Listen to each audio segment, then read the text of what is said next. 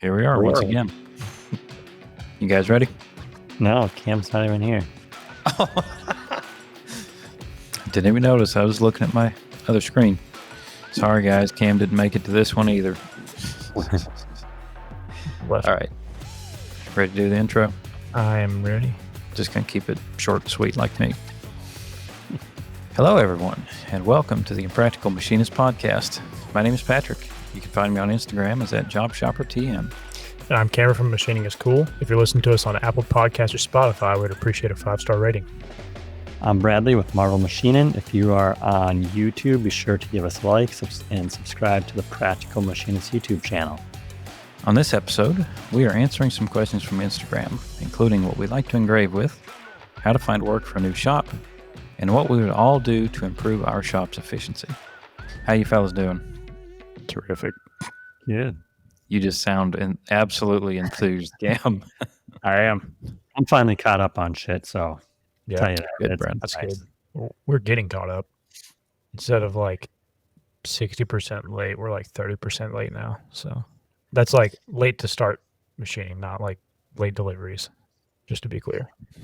I was going to say, honestly, in my experience, it's normal to have a bunch of stuff that's late for delivery. I mean, I feel like it depends on the shop and how they operate. Yeah. The last shop I was at, it seemed like every single job you started on, it was already late. Yeah. But here we've always been pretty good about staying on time. And if we're not going to be on time, it's like, all right, well, just tell us exactly what you want now, and we'll at least get you like what you need first, and then figure out what we can push to the right, and then go from there.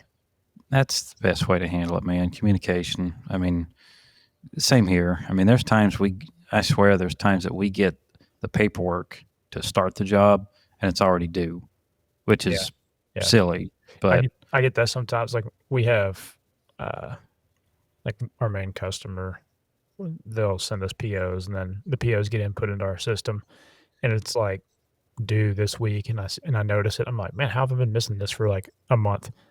Mhm. And I'm like, well, shit, better hurry up and machine this. And then I look at the date that it was entered, and I'm like, oh, this was entered like 2 days ago, and they're already expecting to be done this week. Well, that's not going to happen. Right.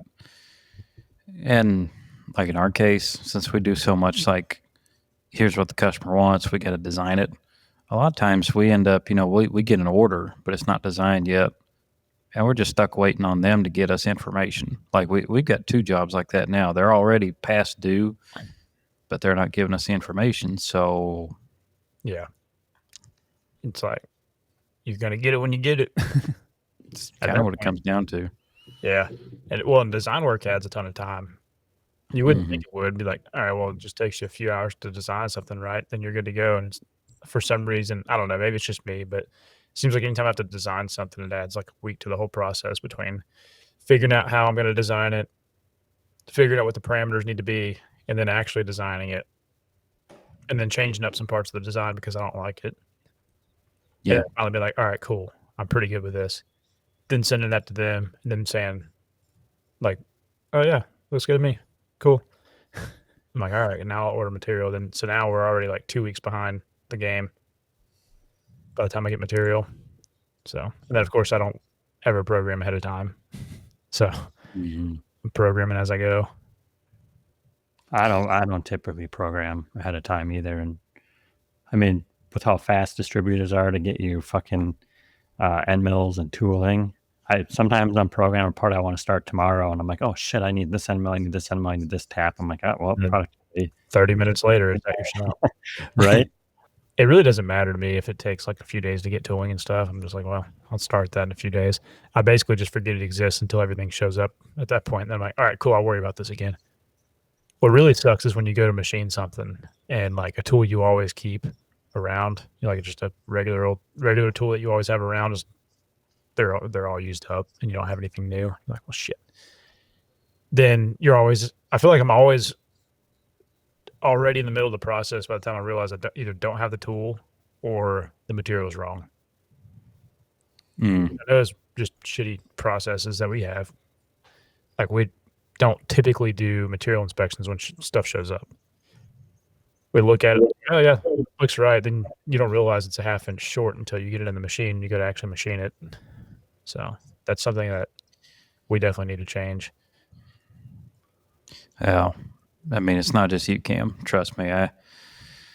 I've seen that plenty of times at other places. I mean, you just kind of assume that it's a bad assumption to make, but you just assume everybody before you did their job right, which you should be able to assume that. Yeah. But you can't. Yeah. Well, yeah. And like we had some material the other day. It was some like 1.5 or 1.75 inches, one of the two, A36. It was supposed to be 6.25 by 6.5, I think, or 6 7/8. I don't remember what it was, but it showed up 6.25 square. So it was too short for one end of the part. So then we had to wait like 2 weeks to get the right stuff, which that really sucks when that happens. And it kind of pisses me off because it's like, man, if we had inspected this when it showed up, we could have caught it immediately, then talked to them, gotten the replacements, and it wouldn't have set us back at all because usually stuff shows up and sits on the rack or material rack for 3-4 weeks by the time we touch it because we order it immediately whenever we actually get a PO. So we always order the material right away. That way, I mean, obviously, material suppliers, it's hit or miss how long something's going to take, especially with us. We got a ton of burnouts that we do. So sometimes you might get burnouts in a week and a half, 2 weeks. Sometimes it might take 3 or 4 weeks. So, Yeah, I mean, even at jobs I've been at that actually had a shipping and receiving guy that should be doing that. A lot of times it didn't happen, and you'd still, you go to cut something and find out it's not the right size or whatever. It's terribly frustrating. you're like, huh, my end mill didn't touch on those two sides. That was weird. We've had that this very week. I mean, and this was just a pure oversight. We bought 2-inch round bar to make a shaft that's the biggest diameter is 2.5. Just does not work. Right? Yeah. Yeah. And don't know why it happens. Whatever. But found out because my coworker put it in the lathe and programmed it to start cutting from 2.5 inches, and it just cut air and cut air and cut air. And he's like, well, okay, something ain't right. Yeah. Other than this lathe. Funny how you just assume stuff is correct. Yeah. One of the worst, I hate to get sidetracked already, but I mean, it came to mind when I was pretty new in the trade. We got a shipment of, I want to say a bundle, maybe 8 sticks, 12-foot sticks of what was supposed to be 1.5 inch stainless. Not cheap. And all they just got threaded on the outside and then a slot cut in them. And of course, we had to cut them into 2-foot pieces to put them in the lathe. And one guy started cutting them up, and then I took them because I hate to admit this, but I was the lathe guy. I know. I started putting them in there, and I programmed my thread for 1.5 inch, 20 or whatever it was, something odd, and it didn't cut anything. And I was like, okay. And what's bad is I immediately assume it's something I've done. Like I'm checking my program, I'm checking my offsets, like, man, and finally, right. And then after 10 minutes, I stick some calipers on there, and I'm like, oh, this is 1 3/8. And of course, usually when what, Cam? I said that'll get you. Mm-hmm. And usually by the time you cut something, you can't take it back. Yeah. So, yeah, that sucked. We've definitely been in that scenario, and it's like, but either way, you sent us the wrong stuff, so you're going to send us the right stuff, and you're not going to charge us for it because you screwed up. Yeah. What's funny is how often they just don't pick up the material that they sent wrong.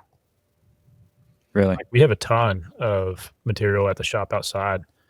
That's just stuff that had been sent to us that was wrong. Like it's supposed to be a round burnout, and they just cut out a square, or that material I was talking about a minute ago, that's 6.25 square. I've got 13 pieces of that sitting on a pallet outside because they didn't bother to take it back. So. I've had a couple places want their mess up back.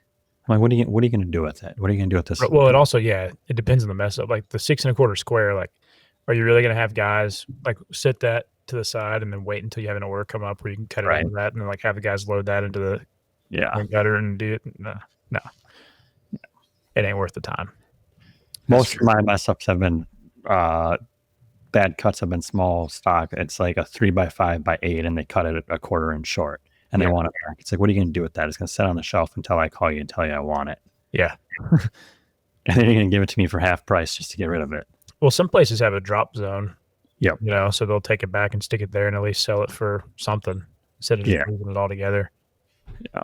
Somebody will take it, you know. Like, oh man, I could use that plate. It's like 4 times bigger than what I need, but I'll bandsaw it out and then have it sitting around. Yep. Like Pat. Yep. Is that what you do, Pat? There's been times, yeah. I mean, I'm not a huge fan of it, but yeah, I can't tell you how many times I've had to cut like a 1, 2, 3 block size piece of metal out of something that's like 4x6x12. Yeah. Oh, I will never do that. It's so dumb. Every now and then, well, I don't get things, you know, next minute air like Brad, so it is nice to have some stuff around like that you can just in a pinch cut it out of whatever ridiculous size piece of material, so that way at least you can get the job going. But not my preferred. I'm a big fan of keeping something on hand, you know, and we actually don't have a lot on hand. That's not like small chunks now. We burned through all of our bigger pieces that we had because we were just cutting smaller parts out of them instead of just ordering material, and that's kind of changed. Which is material. Boom. But it's worked out pretty well. Drops are actually a great way to save some money if you just need some stock to have on hand. It's, you know, call up your local supplier, see what drops they have. Yeah, we do that sometimes. There's a company called Yard Metals, and they have a drop zone on their website, so you can actually go on their website and see what all drops they have. Oh, yeah, it's nice. So I'll go on there and poke around, see what I can find. I do that a lot of times for fixturing. When I'm going to order some material for fixturing, and I definitely have wiggle room on like what size the fixture is going to be. So I'll hop on there, see what they have. Like, that size material will work for what I'm doing. And then I kind of, knowing that, I'll go ahead and order it and then design my fixturing around what they already had on hand. So that is pretty neat. Or some things like 5-inch diameter 360 brass round bar. You know, like we make a few parts out of that a year. Not worth buying, you know, like a 6-foot stick or something. So you hop on there, order a 12, 14-inch piece just to have on hand. So when you go to make that part, you got it. And it's cheaper than buying brass really anywhere else, you know, because it's a drop. So when I just rearranged my whole shop, I went through, I had a shelf in here. I got rid of 2 shelves just full of random shit. I'm sure some people, it'd be gold for them, but there were some of them that had tags on it from like 2001. I'm like, this has been sitting. I'm getting rid of it. Yeah, we've had stuff like that too. And every now and then we get to a point where like throw everything away, all of it. Don't want to see it again. I don't care if I might use that one day. It's gone. And most of the stuff that I threw away, it's like $8 to $15 piece of material if I was order it again. Yeah. Well, and also in like your scenario where, I mean, you can just drive to a vendor and pick up material. If you need it. And if you don't drive, you can send a courier there to get it and have it. So it's not like you're shit out of luck for 2-3 days or a couple weeks or something. Yeah, like that one the other day. I broke a tap. I don't know how the tap made it through like 40 holes and just broke on the way out. It was coming out and I heard it. And it's like, what the fuck? And it was cast plate. So I was like, God damn it. And this job, it was. Man, you read some bullshit. Cast aluminum plate and you broke a tap. Yeah. Job is actually due today, but I actually got that material late from when they were supposed to get it to me to start with. I had to drop it off at finishing today. So when that broke yesterday morning, I'm like, fuck. Like 1 out of like 40 pieces of material, I need 1 part. Like I'm gonna have to catch one up. And I called like 4 places and they're like, yeah, we can cut it for you in like an hour. I'm like, yes, save the fucking day. See, I don't even know who I would call to try to do that. But also I feel like it's different too, just getting like saw cut aluminum plate and like, because we hardly ever get that. For us, it's usually burnouts in those scenarios. And so, I don't know. It seems like everybody's got a backlog on burnouts. So, yeah. All right. Well, fellas, we want to hit some questions. Yeah. Well, I guess we have to start with this one. This is from our friend Sam R350. Is Tennessee Pat still a yahoo if he doesn't live in a trailer? Which, to clarify, I lived in a camper, not a trailer. Camper that travel you trailer? behind a vehicle, thus making it a trailer. Well, all right, I Travel guess. What, Brad? Travel trailer. Yeah, I'll that's give what you they call that. it in Minnesota. Trailer, yeah. Isn't that the technical name? Do we got to Google this shit again? No, I think so. I mean, pull behind unfortunately, camper. I think of a trailer. I think of like a mobile home, like a single wide, double wide type thing. Well, travel trailer is generally a larger, more comfortable RV towed by a separate vehicle equipped with amenities, full kitchen, bathroom, while a camper is smaller, more rugged trailer designed for camping and off-road adventures. Is yours made for off-road adventures? Sure. I mean, technically, it's off road right now. Yeah, I think it's a travel trailer. Oh man, Yep, Pat lives in a trailer. He's a redneck. I don't anymore. Thank God. Dude, some of the trailers nowadays are actually pretty nice. Like Is it- like single wides and double wides and stuff. They can be. Yahoo or Nahu? Pat. Yahoo. Honestly, yeah. I mean, I am the Yahoo guy. It's right here behind me. Oh man. So, yeah, there you go, Sam. I'm still Yahoo. I'm still engraving with a center drill. Speaking of engraving, Two Stroke Mafia was asking, what do you think the best tool is to engrave with? He said he likes a nice 132nd ball end mill. Center drill. Same, 132nd, or I use 047. Sometimes I use 16th too. Nope. Just depends whatever I can easily grab. Nope, center drill. Yeah, sometimes I use a ball nose. Sometimes I use an actual engraver. It kind of just depends. If they don't specify machine engraving, I just laser engrave it now. Yeah. I still engrave in the machine because I don't want to deal with like sitting there with a laser engraver and like setting it up, and then not that it's that hard to set up or anything, but like it's just an extra step versus just coming out of the machine done. Yeah. Unless it's gonna add a bunch of time, then and like I got shit to do. So if that's the case, I'll pull it out and then kind of engrave on the side while I get the machine running on something else. But I usually kind of engrave the machine. It's kind of funny. I think I've done more engraving at this job, the 8 months I worked there, than I did the whole time I worked at my last job. Every part we do gets part number and all that crap. You've been there 8 months already? Just about, yeah. Damn. To actually, I'm just kind of joking around with the center drill thing, although that is what I use. I hate to say it. I think the only time I ever used an actual engraving tool, I didn't like how it turned out. I think I've said that before. I don't use them. No, there's the only one that I've used is that carbide cutting tools one. And that's more like, I don't know what the degree is on it. Like a lot of the engravers that I've used are like long and pointy, with like a 20-inch ball nose tip. Yeah. And I'm just not a fan of those. I don't know. It seems like you push them a little bit too hard and they break, or you get a burr, that sort of thing. And I think the carbide cutting tools one, I think they're more than 90 degrees for one. I could be way off on that. He would know, obviously. But I've been using the same one for like 2 years.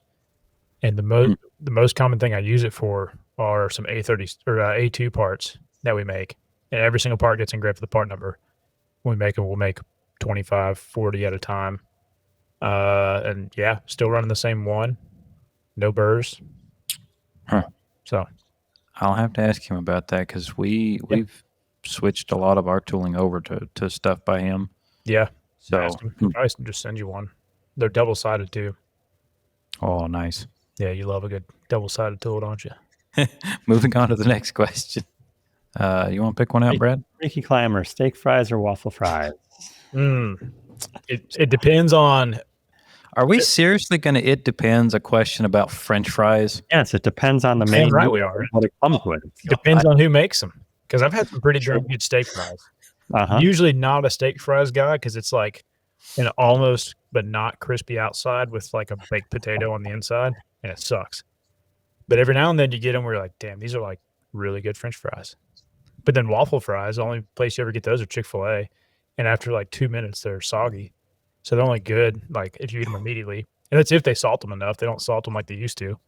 We got most of our restaurants in Minnesota have waffle fries as an option with Yeah, seasoned. but they have gravy on them. But yeah, I agree. There are some places that make a good steak fry. Otherwise, they're just shit and they're like mushy and like Yeah, it's like a baked potato. yeah. All right. Wow. I feel like we're getting into Machinist Therapy Hotline territory on this one. All right, let's do another question. Okay. Carson XLCH 3D contour finish in aluminum with ball noses. Program based on step over or cusp height. Cusp height's made up. It's not real. If you use a cusp height calculator that tells you the RA finish, don't trust it. They fucking lie to you. I always find it interesting. My software shows me both, so I can put in a step over and then it tells me what the cusp height is, or if I put in a cusp height, it'll tell me the step over, and I'll adjust my cusp height, and then my step over is like a 50,000 step over. I'm like, that don't seem right. Yeah. But I just do step over. So I'm kind of with you. I mean, I do step over, and you pay attention to whether it's like step up or step over. Yep. And then some tool paths you can do your step over based on the actual surface that it's machining, not just like if you were vertically looking at it and your step over that way. So take that into account, but it pretty much always shows the cusp height, and I kind of use that as a gauge of like how much of a cusp there's going to be. So if it says it's got like a 3,000 cusp height, I know I'm going to see that, feel it. But ultimately, I guess at the step over, I know what feels right. is honestly what it comes down to. And then I simulate it and watch the simulation and be like, I can see a lot of step overs there. I feel like that's probably a little much, and I'll dial it back a little bit. So, yeah. Sometimes for me, it comes down to if I have one part or if I got 22. If I got one part, I might just do a 5 or 10,000 step over and let it run for just 30 minutes. But if I got 20 parts, I'm like, fuck it, I'm going to get this down to 8 minutes and we're going to step over 50,000. Yeah. Yeah. I end up all out too. It depends on the surface as well. Sometimes I like to use in reference to what tool you're going to use, I like to use a bullnose end mill. Yep. Like 6 flutes. And then I can step up a surface with that and just haul ass with it because I don't know. I use helical chip breaker with a 30 thou radius on the end for most of my aluminum, and I just do like a 15 step over. It's already in there, so you just run it. Yep. Yeah. I'm the same way. I'm doing one part, so it don't make sense if it's like that. 20 minutes is like I'm gonna go sit on the computer and get ready for the next op, and by the time I'm done programming at next op, the machine is done anyway. Right. Yeah. Because what ends up happening to me all the time is because I get wrapped up and try to make shit as fast as I can. So I'm like, I'll throw this tool in there. Like the amount of time I save by throwing that tool in there, it'll be just done faster. It's like the difference between the time it would take to just surface it with like the 30 thousandths radius tool I already have versus the, 1/4 inch radius tool that I'm about to put in. It's like way longer to surface it with the 30 thousandths than to just put an extra tool in. But then my machine's done and it's sitting there and I'm still fucking off on the computer. So That's been a hard thing for me to get used to, man, because I used to be more in Cam's spot where I was like, got to program fast. If the guy's got to load another tool or two, whatever, cycle time's all that matters. But now that I'm programming and just running my own stuff and trying to multitask, run a couple machines or whatever, it's like, no, I need to back off a little bit so I got some breathing room. I mean, that's hard to get used to. Yeah. And I'm with you there. And I don't know, turning that part off, like that part of my brain off of like making things as fast as I can to be like as efficient as possible or whatever. Like that's hard for me to do. So no matter what, it's still happening. Cause then I'm also like, well, if I happen to be done doing whatever I'm doing and the machine's already done, then that's great. So get it done as fast as possible. And if it sits for 5 minutes, then whatever. But if it's running for another 15 minutes and I got to wait 10 more minutes to actually get around to changing the part, then that's time wasted, So have it done before I'm ready. That way, as soon as I'm ready, I can go do whatever I got to do. But I'm also like, it's a mix of who I'm programming for now. a lot of times it's for the guys on the shop floor who are setting up and running. But then also, like, I don't know, maybe a third of the time or a quarter of the time it's for me. And so depends on what it's for. Like if it's a job that I'm just going to knock out real quick and we're probably not going to make again, I'm just going to do whatever is easiest. Mhm. What takes the least amount of like human interaction with in order to make the part. But if it's for the guys on the shop floor and like the only thing they're doing is setting up and running jobs, I'll add that other tool in there. That way they can get the shit done faster and start making the next part. Exactly. Another thing to try is the lens mills. Them things give great finishes. The only thing is, like you would think with that larger radius, you can do a bigger step over. The feeds and speeds aren't that great for them, but you do get an awesome finish. I've been wanting to try those. I haven't had something come up yet, but I really want to. I have used I guess it's technically a barrel cutter. It looks like the way, like if you were to look at it, it would look like a 45-degree chamfer mill with a radius on the corner where it goes up to the shank and then a radius on the point. Yep. But it's actually 3 different diameters because you have a diameter, or I guess 3 different radii. You have a radius for the point, a radius for the actual 45-degree side. It's just like an 80-inch radius or something, so it's not actually flat. And then a radius for that corner. And what I was using that for was stepping down a wall on a part that was a 45-degree wall. And anytime I tried to do it with a chamfer mill, that top corner would dig in and it would look like shit. But then when I switched to that thing, like it's like nice and smooth all the way down. Worked great. Nice. I've got two thoughts on this. The first is what I was used to with the software I used for years. It basically only gave you step over. So a lot of times I had to play with it, and I would do just exactly what Cam was saying. I'd watch the simulation, and if it looked like it was ridged, I'd back it off some. They added another box later on in an update where you could actually see, like, I think they referred to it as the scallop height or something. And I kind of worked off of that, but a lot of times I was usually using the same tool, so I knew, okay, I'm using this tool, I can get by with this step over. Here, most of my surfacing has to be with ball mills because it's full radius grooves and things like that. Fusion has some options where you can either set it, like Cam was saying, we use the same software. You can set it either way. And I've started to learn for a lot of stuff I do, like tube grooves and stuff like that, I have to set it to where it's sub tenths on the scallop. So it'll be like an annotated number. That's the word for it. I was picturing that in my head, like whenever it changes from an actual number to whatever that bullshit is, that it gives you. Yep. Yeah. And I've started to learn, for stuff I really want to look really nice and smooth, I need to be at I guess it'd be like a half tenth scallop or cusp or whatever Fusion calls it. And the other thing, I hate to make myself sound like a chuck monkey, but when you run lathes, obviously your tools all have corner radiuses unless you're a mad lad.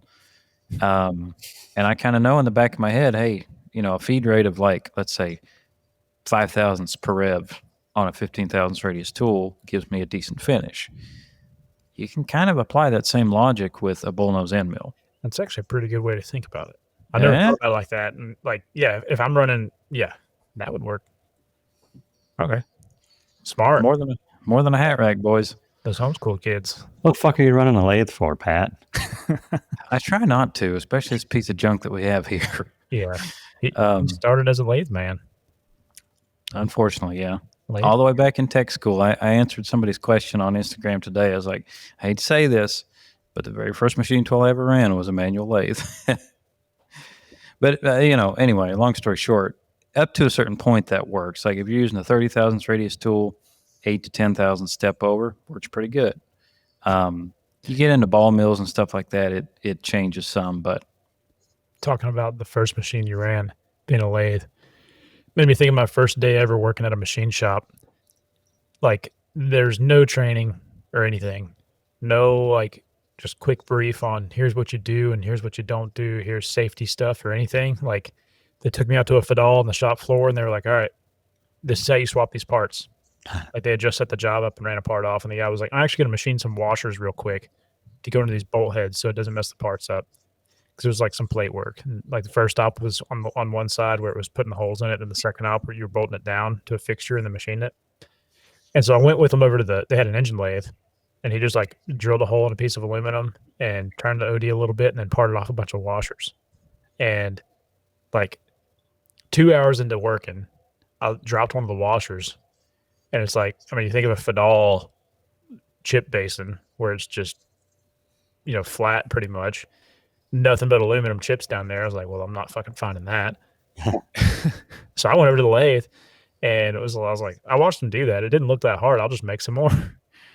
And like literally my first day there, and I walked over to it, and I could see everything that he did, like the handles he turned and all that. I was like, all right, I'm pretty sure I can do all that. No big deal. But then I couldn't figure out how to turn it on. I didn't want to turn it on. I didn't realize it was like a handle you flip up, I figured there was like a power button. And they're like just messing with stuff, trying to figure out how to turn it on. And then there was this one dude just sitting there running his machine, and he was watching me, and I was like, hey man, how do you turn this thing on? And he was like, I don't really know, but I don't know if you're supposed to be doing that. And I was like, nah, man, I watched him. It didn't look that hard. I can do it. I just need to know how to turn it on.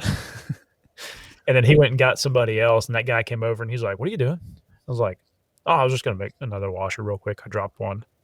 He's like, so you're not authorized to be operating the manual lathe, and that's actually against our safety policy. So I'm about to report you to my supervisor, my direct supervisor, that this is a safety infraction, and you're not supposed to be doing that. And I was like, all right. Cool. Nobody fucking told me. Right. Yeah. And I was like, cool, man. Can you make a washer for me real quick since you know how to do it? He's like, yeah. So he made the washer for me, and then the guy walked me later. He's like, yeah, man, sorry about that. I probably should have told you you're not supposed to be running that thing. I just didn't even think about it. But yeah.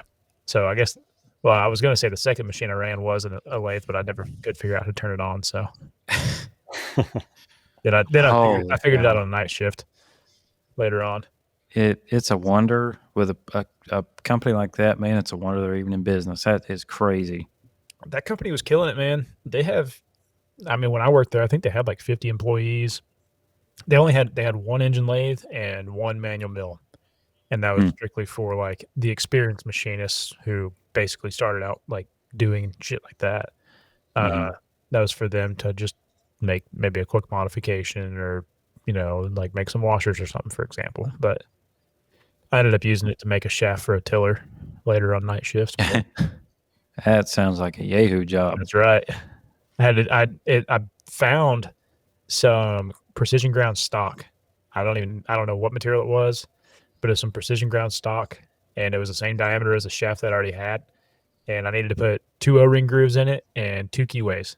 And I was like, shit, man, I can figure that out. Watch some YouTube videos, went to work, and like nobody responsible was on night shift. And so I had my machine running, had enough cycle time, and in between parts, I'd go over there and mess with the lathe and figure out how to do like the O-ring groove and figure out how to do the Woodruff keys, and I was on my way. Nice. So that was an intro to manual machining. Manual machining's fun. I used to run an engine lathe for probably 8 years. Yeah. Every tool and job that we got in the shops I worked that needed lathe work, I did it. It was fun. I enjoyed doing it. I like it too. It's one of those things though where anytime I'm doing it, I've got so much other shit I need to be doing that I don't want to be messing around with the manual machining, because I'm like, this is just a fucking waste of time. Like, this is taking way longer than it needs to take. I just need to hurry up and get this done and get back to like making parts or programming something or figuring something out or whatever problem solving needs to happen. So, and you get good at telescoping gauges. Yeah. Awesome. Yeah. Well, we use those all the time on the mills and the lathes.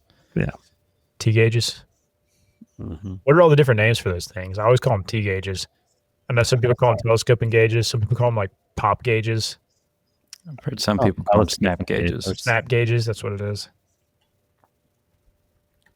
Well, if some people call them pop gauges and snap gauges, maybe some people call them crackle gauges. If some people call them pop gauges, then somebody should be out there calling them Coke gauges. Telescope gauge, also named snap gauge, small hole gauge. What if you got a fucking 6-inch hole? Right. Transfer gauge? 6-inch hole is pretty massive. Okay. All right. This next question is actually from somebody that I know personally. I went to technical with him. This is from Hunter MC11. For someone starting a shop himself, where would you go first to get work? And he has a 3-axis VMC at his disposal. Wow, if you hop on Facebook, you should get rid of that thing and buy a lathe. Apparently, yeah, 99% of jobs start on a lathe. Yep. Yeah, you can't do shit if you don't have a lathe. So you're screwed, man. You're screwed from the start. Yeah. Not gonna make Back it up. I would reach out to other machine shops in your area. Start there. Overflow work. Yep. But you got to make See- sure you don't sound like an idiot. Because like if some random dude showed up at the shop and was like, "Hey, do you guys have some extra work that needs done? I've got a machine in my garage." We'll be like, "No, man, I think we're good." Yeah, you got to put a more professional spin on it than that. For sure. See, I know this fella. I know Hunter and his situation. So my first thought is, if you work in a machine shop, you know customers, right? You know companies that you could go get some work for. You know Yes, you work contacts. from. That's right. That Go underbid your employer. That's Correct. what you're saying. Right. Don't do that. But in his situation, he probably doesn't because he's more of a maintenance machinist at a chemical plant. So kind of limiting in that respect. But the biggest thing, you can try to just search for any industrial company in your area, and just reach out because you're, if nothing else, you'll be another name in the hat. Have I talked to this dude on Instagram? Yeah. What I do a lot of times is when I'm driving around, just if I'm out and about doing errands or we're going somewhere and I see a building that looks like they could probably use machine work, the name's on it, it's like whatever. I'll jot the name down and I'll go home and I'll Google it and see what they do, see what kind of products they have, and then I'll shoot them an email and just an introduction, Marvel Machine and blah, blah, blah. I have this equipment. I'm looking for more customers. Mm-hmm. I've gotten a few customers that way. And there's always, obviously, online platforms like Xometry and things like that. The thing with those is you might not make a whole lot of money to start with, but if you can stick with it, you can do pretty well. I mean, look at Brad. Yeah. There's also other sourcing companies out there. There's a local one here in Minnesota I've done some work for. They operate a little differently. They make the connection for you to customers, and then you work direct with customer. Like this one, they take like a 5% cut, and they don't even deal with any day-to-day or any kind of communication. So if this customer continually sends me POs, I'm just supposed to every month or 3 months, depending on whenever I kind of want to do it, send them 5% of what I've done for them. They like to kind of be involved in the emails, but sometimes, someone doesn't hit reply all but there, I know there's quite a few sourcing companies like that are just operate a little different. And my opinion, I think he picked the right machine to start with. I mean, sorry, Facebook boomers, but a lathe ain't it. A lathe can be it, don't get me wrong. But, I think starting with a 4 or 5 axis mill would be even better, but like the cost to get started with that would be the problem. Yeah. I'm trying to remember what he bought. I want to say it was one of the Haas imported machines, like a DC2 or something like that. So I got a local sales guy. He didn't know anything about machining. I think he ended up being a sales guy after. I don't know what he did before, but he decided one day he was going to buy a brand new Haas lathe. He bought it, found a customer. I don't even think he knows how to program it. He had it set up, and he had them put the program in. I think he had somebody that was interested. Maybe he was a sales guy for this plastic company. I feel like I remember you talking about this. Maybe I think he was a sales guy. Somebody's like, we can't do that or something, and he's like, oh well. Yeah, and he bought a brand new turn-in center, and it's just bushings. I don't think they're like hard parts, but the program in there he had set up to where he can change values that change the diameter, the OD, and the ID. And that's all he's ever changed. It's the same program that's been in there, and he makes like 4 variations of this part. I could have sworn he said he had that machine paid for in like 6 months. He's like, I don't know shit about it. He said, like nothing. Yeah. He's like, I set it up and I let it run at night or over the weekends. Thing, you see an opportunity like that, Yeah. and like you already have yourself in a position where you can jump on it. Like, Yeah. that's a pretty good way to do it. Yeah. Wow. What machine No. did you say your buddy got? I think he bought one of the DC2s Is that like from a Haas. almost like a Speedio kind of machine? Sorta. Yeah. It's a little bit bigger machine. If I remember right, it's like maybe a 40-inch X machine. Oh, okay, like a 20 kind of. Kind of, yeah. But it's one of their newer, like, not American Haas machines. Or at least that's what people theorize. I don't know if that's true. Don't sue me, Haas. I mean, are any of them still American? High speed. Assembled in America. Oh, it's kind of like a Speedio. It's got that fucking weird turret thing. Yeah. Dude, I would love to have a Speedio. Just because I like to go fast.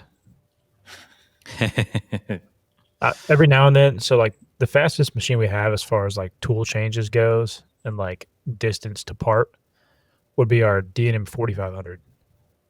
And I mean, it's pretty quick, you know, it's got decently fast rapids. It's a fairly new machine. It can machine quick. Like I can hold, 500-600 inches a minute, like while machining a part, like turning corners and stuff. But I watch it and then I see people's videos of their Speedios running. I'm like, damn, this is fucking slow. Like it stops, comes up, the spindle stops. Gotta wait for that, and then it does a tool change, and then it fires up the spindle, then goes real fast down the part, and it's just like that whole process in between tools just takes so much longer. And it's me being completely ridiculous, but yeah, I want it. I get it, man. This UMC I got is an SS, and it's not slow, but when I have SS machines, it seems really slow. It's like, oh man, what are you doing? I mean, it's not as slow as an umbrella changer. I think I'd probably tip an umbrella changer over if I had to run one. Dude, Yeah. I don't miss having umbrella changers. I don't know. Just don't ever buy an umbrella changer if you're going to start a shop. If you're thinking about buying like a Haas with an umbrella changer, talk to SB Solo Co first. He'll get you schooled up on that. Yep. I can agree with that. I've ran several of those in my day. Yeah. So they're so frustrating. Yeah. And you get like, you don't even have to be in a hurry to be frustrated. It's like being stuck behind the dude driving a van. Exactly. Limit. Like, what the fuck are you doing? Like, go a little faster. And I don't know if the Haas is faster at like rotating the umbrella, but like I remember watching the Fadals. And I'm like, it's like it goes up and it's like, yep. Yeah. It's like, oh my God, I could reach in there and spin the damn thing faster, Yeah. Fadals are notoriously slow. You could probably swap tools faster. Just put an MO in there and just swap it yourself. You definitely could. I thought about that before. I'm like, I could definitely just switch this out by hand real quick, but I'd screw something up, have the wrong offset or something. My buddy Mark was telling me about when he worked at a big shop that had big machines. I'm talking HPMs that have, hundreds of inches of travel. Some of them were CNC, some of them had tool changers, but he said they never used them because it took, no exaggeration, like 3 solid minutes to do a tool change. Because they're all 50 taper, so obviously they're slow to begin with. But they were hard coded to go to the home position in X, Y, and Z to do a tool change. Because I think that's where the tool changer was actually mounted, so it had to go home. And the rapids weren't great. And then when you add in the fact that you got to travel 120 inches to get there, and then move the table out of the way too, he said they usually just change tools out by hand. It was faster. Makes sense. It's crazy. We can get that. It's not near the same scale, but on our BVM, so it's a bridge style mill. And the way that they have the tool change macro set up or sub program, like you'll be cutting, spindle will come up. Once the spindle stops, then it rapids over to the tool change position, changes tools, comes back to home, wait for the spindle to fire back up. Then once it's up to speed, it'll start going down to the part. But it's so you'll pass your part on the way to home, wait for the spindle to start up, then it'll come back over where it's already passed and then go down to the part. And it drives me nuts. Like it should come up, go straight to the tool chains. Oh, it comes up and it waits wherever it comes up from for your like next tool to be there. So if you're running a program where it's like maybe it's a spot drill or just something fast where like it changes tools, comes down, does its spot drill in like 2 holes, right? So it's super fast and it hasn't oriented to the next tool on the tool changer yet. It comes back up and it just sits here. Then the doors open and the tool swings down. Then the spindle goes over to the tool chains position. Then it changes tools. Then it'll pass your part, go back to home, and then fire up the spindle and then go and like actually machine it. It drives me insane. It's like you should come up while this thing's orienting, come up and go ahead and be in that position. That way, the second it's ready, doors open, tool changes, fire up the spindle there, and go straight to wherever your XY position is. Yeah, that's crazy. I'm not going to edit that. So just get Postman to do it. I know. Well, I've thought about looking like the tool change program on the machine because it's one of the locked programs, but you can unlock it and like edit it and figuring out like what I would need to change in there in order to make that happen. But it's also like, I don't know, don't want to fuck something up. I get that. I worked at a company years ago that had I just looked it up. It had where'd it go? Travel is in the Z, it was 48 inches. And it was so slow. 48 in the Z and 36 in the Y. So that thing would move up so slow and then it'd have to go all the way back. You just stand there and watch it like, what the fuck is going on? All right, next one, fellas. Zealous manufacturing. Best advice for someone getting into this industry. Zealous has a series on Practical Machinists YouTube if you haven't watched it, American Made. Be sure to check it out. I feel like we've talked about advice getting in this industry a few times, but I think a lot of it just goes back to pay attention. I mean, that's a lot of it. Just listen when people are telling you things. Yep. If you want to be good, learn on your own time. Don't just expect your employer or somebody above you at whatever company you're working at to teach you everything you need to know. Research things and figure out how to learn things on your own. I mean, I'd recommend if you're wanting to get in this industry, find a decent company, a local decent company. Just apply, get a job there, do something. Yeah. Over trade school. Yeah, over trade school. Like Pat said too, just listen, ask questions, learn. I mean, unless school is a thing for you, you go to school if you want, but every shop's hiring and they'll train you. And be prepared too to work for people. Like say you get hired on at a shop.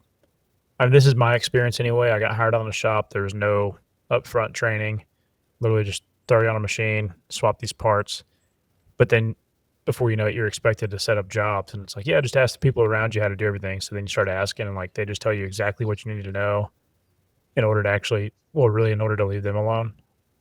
And then when you start asking more questions, like trying to learn and trying to like fit all these things together and figure out the big picture and how all this works, they're just kind of like, yeah, man, I don't know. It's a very self-motivated job. Yeah. So just be prepared to like be the overly enthusiastic one whenever it comes to learning and being good at your job, because there's probably a lot of people you're going to work with that just don't care. They're just there to collect a paycheck. Yeah. So. Yeah. And if you don't want to learn, you don't want to get better, you could be stuck being an operator for 20 years. Yeah, people do it. You can end up wherever you want if you have the motivation and willingness to learn and try. Yeah. And either find a shop that's going to take care of you and you can see yourself working there for a long time, or learn as much as you can so you can start doing things on your own. Yeah. So, boob stars, if you could change one thing about your workspace to improve efficiency or workflow. What was his name? Boost bars. That's the first time. Oh, I have to narrow it down to just one thing.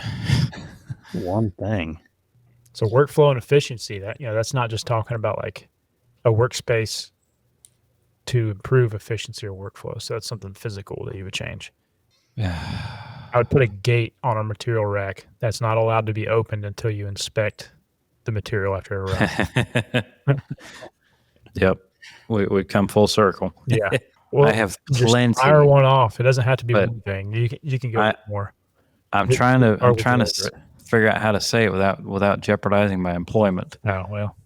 Um, I don't know. I rearranged my whole shop, and I feel like what I did is far more efficient than what I had before. And I thought before it was efficient and laid out nice, but now, like I got my machines kind of on the outside walls, and I got a center location. I got my toolboxes there in the center, and then like everything is accessible from all my machines in the center, rather than having them facing different ways and each machine have its own toolbox. Everything is there in one area. So I mean, nice. I had a job I was running where I needed all my I have 4 sets of parallels at my VF3, and then I got 2 sets at my VF2, but now they're all right there. So I was able just to grab all 5 sets that I needed, or 6 sets that I needed right there, rather than going from one machine to the next Yeah. to get them. And it's like I went from needing a hammer at every machine to I just need one hammer there now because I can reach it from every machine. I mean, it's a reach, but it's there. Yeah. I guess if you Smart. can get them close enough, that works. Yeah. I mean, there's still plenty of space. I do feel like where like my VF3 was my main machine I ran, I feel like it's a little too far away from me. Like I feel like I'm walking a lot to it, but I think as time goes and I get my UMC set up, my vices in there and everything I do, it's closest to my programming station. So that'll change a little bit. We're kind of a modified version of what you have going on now. Like I keep the tool storage, so all of our tool holders, all of our tooling, and the toolbox where we actually set our tool holders up at, along with everything you need for that and your drills and taps and all that stuff. That's central to the shop. And Do you have carts, or what do you have for your tool holders? I have a big rack. One big rack. And yeah. So all the tool holders are on one big rack, and it's organized by like ER16, ER20, 32, shrink fit, tap holders, fucking drill chucks because they're awesome. So anyways, like it's basically one big rack. I need to do like an Instagram video of it so people can actually see it. It's pretty You cool. do a shop tour. Oh yeah, you should do that because I need some ideas. I need to do a damn shop tour. But anyways, ideas for what? The tool storage? Yeah, because I got 3 of the Yeah. Mari Tool green carts, and I want to get them all in one. So I'm probably gonna have 3 Mari Tool carts for sale. I can send you the model. I designed the whole thing. And I designed it to fit like a big, basically a Lista cabinet. This one's a Champion, but same shit. And you could just lop that half off. But there's 3 uprights to it that are laser cut out of 1/4-inch plate, and they have a bunch of rectangular holes. And you just run, I think I did 2x2 square tubing through the holes. Then you just weld it all in. And then I have racks on your uprights, you have a hole in the front, hole in the back. They're angled just a little bit, and the hole in the back's a little bit higher. So that way all of your racks are kind of tilted down towards you. Mm-hmm. And then I have laser cut and bent panels that drop in between that 2x2 tubing. And there's a whole bunch of holes, basically a grid pattern of laser cut holes in those sheets. And then I had this is before we had a good 3D printer. I had a buddy 3D print some inserts that I designed for your tool holders to actually sit into. So they just pop in. They're very similar to the Hewitt, how you say that? Hewitt, I say Hewitt. Yeah, so it's very similar to that, but just made to where you can 3D print it and whatever. So anyways, they pop in. They have little tabs that pop out so they don't come out while you're trying to take a tool out or whatever. And I also I did 2 different colors. So when you have a section of like ER16, that's gray, then ER20 is black, then ER32 is gray, so it alternates. That way it's like everything right here is whatever this label says. And then so I have all that on the right side of the rack. And on the left side of the rack, there's a big Lista cabinet, and then a blank shelf above it just for storage. And then there's shelves on the top of each half that are just flat for storage with a lip on the back so stuff doesn't slide off. Is it wheels? No. But you could do wheels if you wanted to. And then there's cross bracing in the back to kind of make it all rigid. And then I did 2 of these racks. One I did for the tool storage, like out in the middle of the shop. Then I did another one in the inspection room, and I did solid panels that with basically just a panel with a lip broke up on the front and back of it, and then welded 2 little angle iron pieces underneath on the front, and then one in the back, and then it just drops in between those 2 pieces of square tubing. So, and then it can't slide anywhere because of the angle iron on it. But then you have a whole bunch of storage there for inspection tools and stuff. But then it's the same thing, so you got a big list of cabinet there too as well for all your inspection stuff. So I need to do something. I want to get them all in one area. yeah, no, it's nice having it all in one spot, and it's all there. I have all my tooling there. I have all my tool holders there. I have my cart or my toolbox with a tool post on it. And you open that top drawer, and you've got, torque wrench for ER32, torque wrench for retention knobs, and basically everything you need right there. So Nice. yeah, the Special special wrench only. for my drill chucks because it's awesome. But anyways, Hold on, you use the drill chuck? Oh, not the keyless ones? yeah, this one uses a spanner. Oh, Yeah, man, I don't know if that's even that might be worse. they're better, guaranteed. I mean, they hold better. Yeah, But they work great, man. I don't know what everybody's complaining about. I mean, 9.9 times out of 10, I just need to drill a damn hole. yeah, It doesn't matter. Mhm. And honestly, I don't even. I've checked a couple times. The only time I've ever had run out on a drill is when somebody over tightened it and then put it back in another time. And like Yeah. when you over tightened, it kind of like bulged out a little area around where it was tightened before. And it like partially gripped onto that. But if you're not screwing up your drill chuck or the shank of the drill every time you tighten it, like, Yeah. I've never had more than like 1,000th run out with those things. So I mean, on a high-speed drill, that doesn't matter. Obviously, carbide, I'm using something else, hydraulic Yeah. or shrink or ER, but we use high-speed steel drills all the time. Well, we're a job shop. I'm not going to stock. I know some people do, but I'm not going to stock every damn size of carbide drill. Now, I do stock common carbide drill sizes, like what you commonly use for, quarter 20, 5 Mhm. M8, whatever. That's something I wish we would do. I mean, especially since we design most of the stuff we make. Yeah. We usually make it all, quarter 20, M6, Yeah, depending on the standardized level. customer. Yeah. So why not have a number 7 carbide drill Mhm. and a 5 millimeter carbide drill and, whatever. No, and like if you find, well, granted, no, you should probably do. Well, I don't know, because I know you do your Amco bronze, and then you're doing Mhm. A2 a lot or S2 a lot. So, anyways, what I'm getting at is like a drill that can handle different materials. Like, Yeah. we use the Go drills, and they're made to do any material, whatever it is, which is great because I don't have to worry about like, sending this drill into stainless and it getting wrecked because my feeds and speeds are a little bit off and it wasn't made for it anyway. It's like, Mhm. and you can just pull the feeds and speeds up and know you're good. Because that's a pretty easy thing to have proven out. Like end mills and stuff can get a little bit iffy with feeds and speeds, but drills, it's like you run this RPM, this feed rate, and you're good because they've tested it. Oh yeah. So I guess that kind of leads me. I'm just gonna spitball 3 things here that all kind of tie together. I wish we had a lot more tool holders and collets, because in my opinion, the way that I would want to tool up our shop to where we could actually leave tools built that we use a lot, we have enough holders maybe for one machine, and we're trying to run 3. All right, and a lot of the holders are junk. They're old TG100 chucks and stuff like that. They're junk, and PG100 is a no go.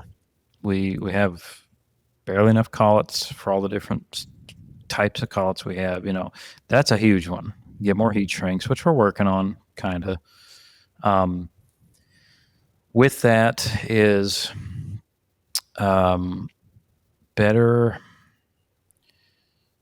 better tooling, which we are working on. Like I said, we just got a bunch of end mills and stuff from carbide cutting tools. That's going to help a lot compared to the garbage that we had before. Even if we don't necessarily start running faster, we can be a little bit more steady and reliable. But I definitely think there's some more that we can go if we can. And probably the last, no, that's all one thing. Fixing our machines. Unfortunately, both of our feeler mills have problems. I've talked about before. The tool changer on the vertical, you can't trust it to make a tool change, 3 times in a row. It gets jammed up, and then you got to reset your program. And I've gotten in the habit to where I just post out every single tool by itself. I don't even fool with trying to run through a full program anymore because I can't, which is silly. But that's where we are. That really needs fixed. And then the horizontal, we've been working on it, but it when it sits over the weekend, you got to turn it on and leave it sit there for about 3 or 4 hours Monday before it'll do a tool change at all. Why? I have no idea. We can't figure it out.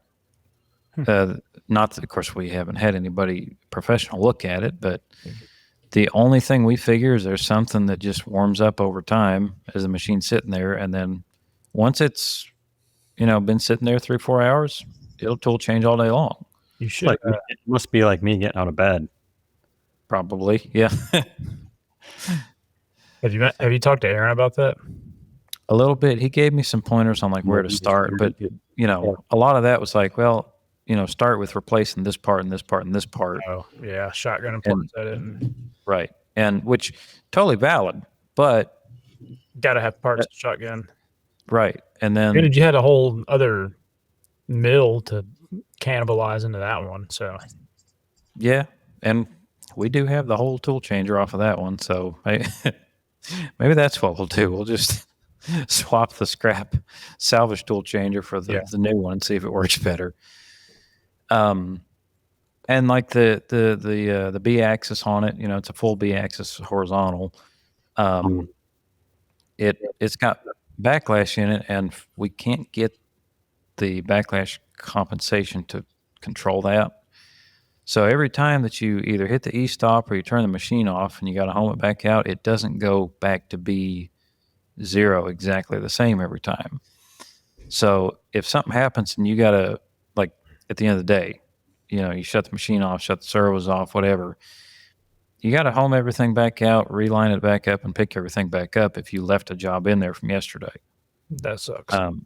Oh yeah, it's terrible. I mean, I actually today I went in there. Mark had started the job yesterday and left it in there, and I was going to pick back up on it. Just never turn the machine off. Right. Well, yeah. Leave it on. Right. Well, yeah. So, and then I got to thinking about it. I was like, yeah, I'm going to have to re-indicate all this crap in, re-pick it back up. I got to touch some tools. I'm just going to take it out and put it in the other mills that actually don't have all that garbage. Yeah. I mean, it's dumb. The last thing is we have trouble getting things ordered when we need them. And I think a lot of that's, the owner is the guy that orders stuff. And he's busy. He's, sidetracked on plenty of other more, I'm sure more important things. But that becomes a hindrance for us because we're waiting, 2 extra days, an extra week, whatever, to get material ordered or to get tooling ordered. And we're stuck waiting.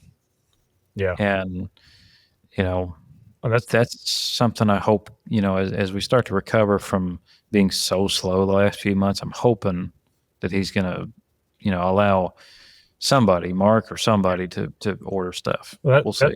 That's definitely a frustrating thing, especially knowing that there are 2 machinists there that are doing the work that are plenty competent.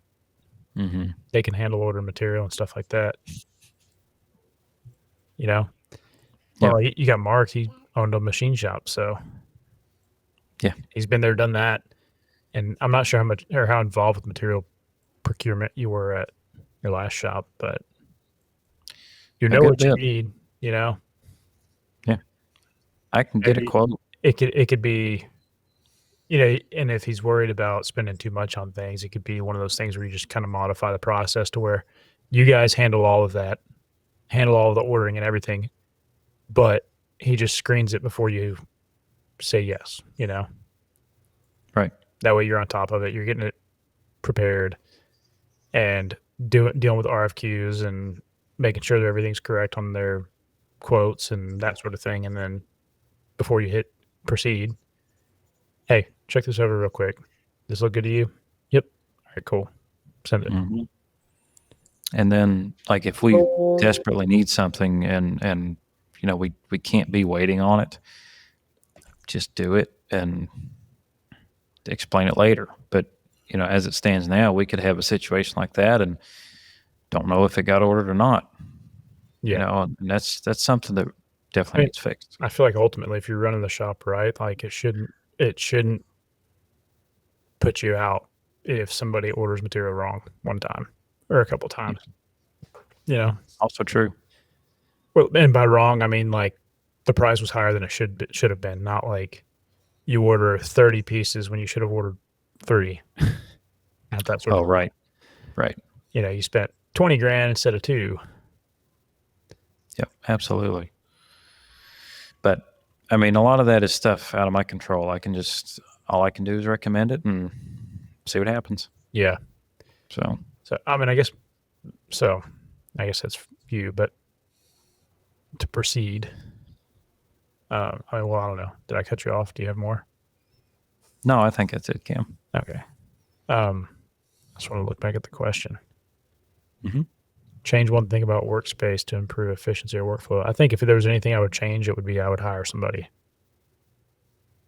Because we're honestly pretty efficient when it comes to setup, when it comes to actually making the parts. Like, we're pretty efficient there. It's just a matter of manpower. It's kind of the issue that I have. Mm-hmm. So I could use another competent machinist that is capable on mills and lathes and can program for themselves and program for other people. If I get that would take pressure off of me, take pressure off of Sam, and kind of spread the workload a little bit. Then I could focus more on like improving our inspection processes, actually creating a process for like material inspection, like I was talking about, and do stuff like that. Pat, load up the trailer. I've been telling them, man. Yeah, I was about to say, how much you want to pay me? We would hire you. Well, but think of the content, man. Then we'd work at the same place, and like, the podcast content would be so much more boring. And as far as posting stuff on Instagram, I mean, you're still going to go find the drawer full of high-speed steel bits and mills, and I can sniff it out from a mile away, buddy. you could. I feel like I'd end up being the therapist talking to you guys about complaints. Yeah. No, Pat wouldn't have complaints coming to our shop. That's the thing, man. So, like, that's one of, like, people who like to try to work for big companies because of they got benefits or whatever. But working for small businesses is awesome. Like, it's 4 of us dudes every day, just working, just getting shit done, talking shit to each other, having a good time. Yeah. See, I don't think I'd go back to a large shop. No HR. It's great. HR is the owner, and he's the worst out of everybody. So I feel bad for Logan. We won't talk about why, but I sympathize with the poor lad. The perspective you get from going to different places is definitely interesting. And I mean, Brad's been to, more shops than you and I put together, Cam, but like, he swaps every 6 months. So. Right. Everywhere has its problems. You just want to try to find the place that, like, I said this on Facebook earlier. I forget why I posted it, but it's like, machining can be a lot of fun. It's the BS that makes it suck. And that's always been my experience. It's the silliness that goes on a poorly managed shop. Yeah. Or a poorly managed process within a shop that makes it frustrating. That's very true.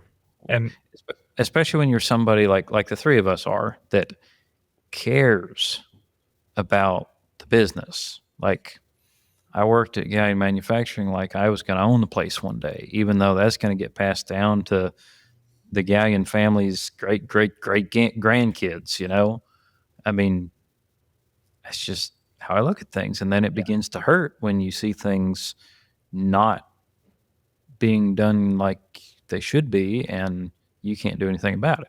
Yeah. I definitely feel you there. I mean, I definitely take ownership of where I work in the sense of like anything that I'm doing, I'm treating it as if treating it better than if it were my own. And then, whenever people start to screw things up or but like, you implement new processes or new ways of doing things or like even just, maybe like a new way of storing tooling or something and people aren't following it and they're dicking it up because they just don't care. Like it pisses me off. Yep. Yeah. Absolutely. But it's also, I mean, it's more than just me like taking ownership of the shop. It's like I'm trying to make things better for everybody, myself included. And so whenever you're skipping steps, you know, uh, I talked about our Monday morning cleanup, like this past Monday and the previous Monday, all the chip buckets didn't get dumped. So then Mm. it's like a after the fact thing. Like once we're supposed to be actually machining and working and doing stuff, it's like, well, fuck, none of the chip bins got dumped. So now we got to go dump all those, stop what we're doing, go dump all that, and then put all the chip buckets back and get back to what we're doing. Realistically, it takes less than 10 minutes, not a huge deal, but it still pisses me off because it's like we have a dedicated time and a dedicated process to be doing this thing. It should have already been done. Why are we doing this now? Like, so it really bit me this past week because we did a lot of machining and had a lot of chips, and I didn't have somebody there with me to help me dump the chip buckets. So I mean, like I'm super strong, but like not quite that strong to pick up a 300-pound chip bucket. But What do you think I do? I'm alone. yeah, sucks for you. Good question. Well, All Brad, the also machine is only aluminum. got- yeah, I was going to Buckets say, weigh only like got 40 aluminum. pounds. I don't want to fucking hear it. Nothing but steel over here. But Okay. Everybody's a hero on aluminum. that's right. But yeah, so like stuff like that really pisses me off because it's like, man, we've gone through and figured all this out for everybody. Like we've come up with this process to make everything better for everybody, make things better for you. So when you're in the middle of machining parts, you don't have to like kill your conveyor, have the machine start filling up full of chips, and go grab somebody to help you dump chip bins. It's already done. They're already emptied. Like you don't have to worry about it the rest of the week. It's already taken care of. Just stuff like that. That honestly, that's like the worst of our problems. It's not like it's a common occurrence. Like that's just something that's happened the past 2 weeks, and we just need to tighten up on it. So literally, the cool thing about it, I'm gonna say something to the guys, be like, "Hey, on Monday mornings, make sure you're dumping chip bins," and then they're gonna do it, and that's all there is to it. It helps when you have control of the situation, like you do. Yeah, that's very true. That's very true. We're definitely in like different scenarios there. Like even at your last job, like I've pretty much been handed the keys for almost everything. So Right. And yeah, I never got that, and I probably could have pushed harder. I'm not a very aggressive person. You've only got as long of a rope as you're given. So, and mine wasn't very long. So it's just lessons for the future. Wherever, whatever happens. I think you got to stretch your rope a little bit. I mean, it's funny. That is the one thing, it stuck with me that I remember Mark teaching me the 6 months he worked at Galleons with me. He taught me it's better to ask for forgiveness than permission, which is not, I mean, that's a common saying. It's not like he come up with it, and he definitely acted that way there. I could definitely stand to learn from that. Well, I mean, like, and it depends on how you're doing it. If you It depends. it depends. If you're doing something around, like if you're gonna organize something around the shop, for example, like, hey, this shit's not organized and everybody always has trouble finding it. Let me create some sort of organization for it, and like do it, get it to where it's like labeled and everybody knows like this is where this goes.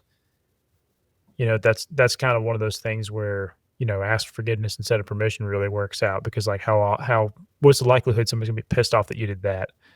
But Yeah. also in doing that, you're kind of proving to whoever's above you, like, hey, I'm taking initiative to make things better around here.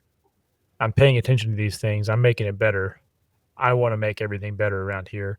Then you're handed a little bit more rope, and then before you know it, you can pretty much do whatever you want because they know that you have the best interest of the company at heart, and you're not going to do something to screw them over. So then it's kind of known like whatever you're doing, that's probably what's going to be best for everybody. So just do whatever you want.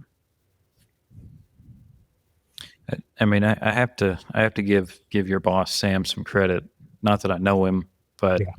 it certainly sounds like he doesn't let any kind of ego get in the way of No. letting you do things like that. And there's been folks that I've known and worked for that was a problem. Like Yeah. they wanted it their way, even if their way wasn't really the best way. Yeah. I will say, like, as far as ego goes, not a huge issue with him. Yeah. I mean, pretty much no issue with him. But it did take time to Mhm. earn his trust and for him to be like, okay, so like he's paying attention to things and thinking about things like in regards to what is best for around here, like what makes things better for us, what makes things more efficient, what makes things easier, even if it's just like a, you know, a, what do they call that? I don't know. I don't know the term that I'm trying to think of. Quality of life improvement. Even if it's like not direct, doesn't directly impact our bottom line or like how fast we can make parts, but it does make life a little bit better because we don't have to deal with whatever this dumb thing was we dealt with. So just repeatedly doing that stuff, eventually he trusted me more and more and more. And then now it's like, especially with like this past year and him having to be out for a long time, Right. he's like, I'm not even worried about it. I know you got it. So definitely got to hand it to him there.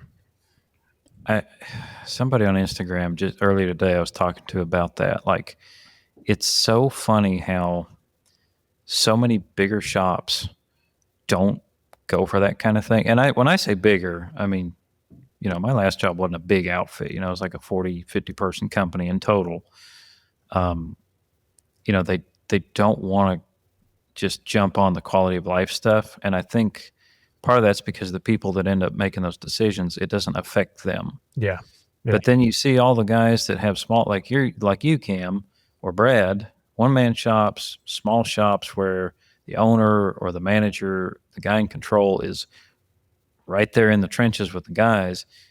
A lot of times they're all about it. And then you see these one-man shops that are tooled up and set up nicer than 40, 50 person companies. Mm-hmm. Like, think of the shop you started at. Yeah. You were, I remember you telling your story about, going, asking for inserts, and you were out, they were out of them, and they're like, yeah, I guess we should probably order some. It's like, you're a 50, whatever you said earlier, a 50 person company. How is this even possible? Yeah. But it is, and I'm sure it's quite common. It's horrifyingly common, I'm sure. I think so. And yeah, there was pretty much no tool organization at that time. There was an old listed cabinet, like a tall one, that like, probably 5, 10, 15 years ago, who knows, whenever it was a smaller company, everybody kept tools in there and it was easier to find stuff. But it turned into like all those end mills had just been banged around inside a drawer together for so long, you didn't use any of them. So you just stopped looking there all together. And then their drills and taps were organized. So if I needed a drill or a tap, I could find that. But anything else, it was kind of a shit show. You'd have to steal it out of another machine or something. But I remember hearing from somebody, they actually went to like a tool vending machine kind of setup. Mhm. So it sounds like they made improvements. But I wasn't really one to stick around for that.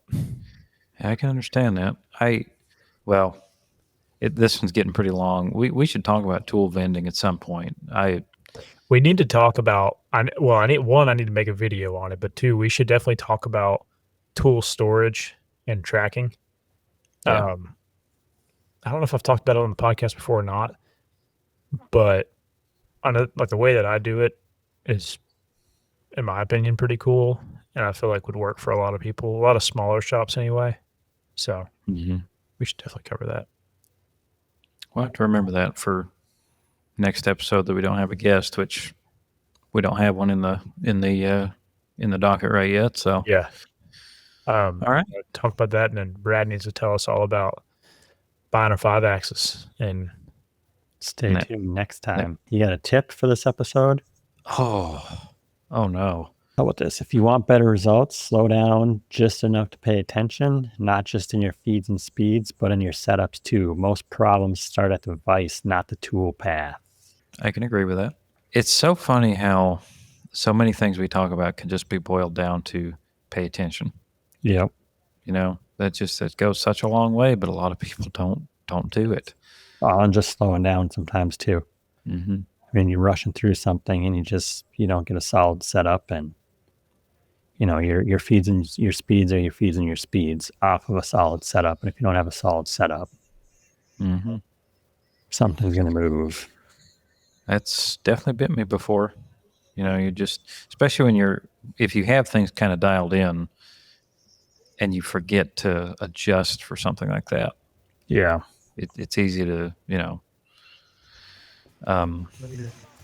that's a good one, Brad.